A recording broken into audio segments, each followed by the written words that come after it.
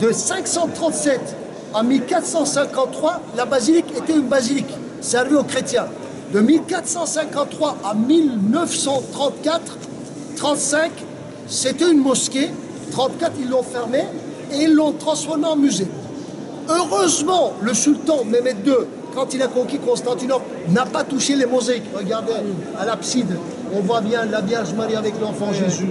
Et quand vous montez à l'étage, parce qu'il y a un balcon là, je vais vous laisser le temps pour partir aussi à l'étage, pour découvrir les mosaïques qui sont à l'étage et faire un petit tour. Et vous allez voir que ces mosaïques sont là grâce à la culture et à la personne de Mehmed II. Parce que Mehmed II, quand il a conquis Constantinople, vous savez qu'est-ce qu'il a dit? Personne d'autre que moi rentre dans la basilique Sainte-Sophie. Ça sera d'abord moi qui aura l'honneur de mettre le pied dans cet endroit sacré. Alors du coup, personne ne pourrait rentrer. Il a dit, un janissal qui rentre avant moi perd sa tête, il est condamné direct à la mort. Alors du coup, les gens, ils ont eu peur. Alors, la ville était envahie par les janissaires, par les soldats ottomans, mais ils ne pouvaient pas rentrer là-dedans. Et qu'est-ce qui s'est passé? Les habitants de la ville, ils se sont réfugiés dans la basilique Sainte-Sophie. Il y en avait des milliers. Il y avait des prêtres, il y avait des familles, des enfants. Imaginez la scène, 1453, un chaos pas possible. Les Turcs ont franchi les remparts, les janissaires venaient. Alors ils se sont tous cachés là. Alors ils sont venus devant l'abside, ils priaient. À ce moment-là, Mehmed II passe par la porte avec ses vizirs. Ils viennent et ils voient tous ces gens-là. C'était le premier rencontre avec le sultan.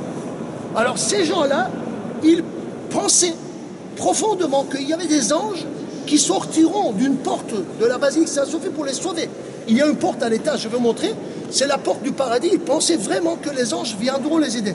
Ils ont vu que les anges ne sont pas venus à la dernière minute.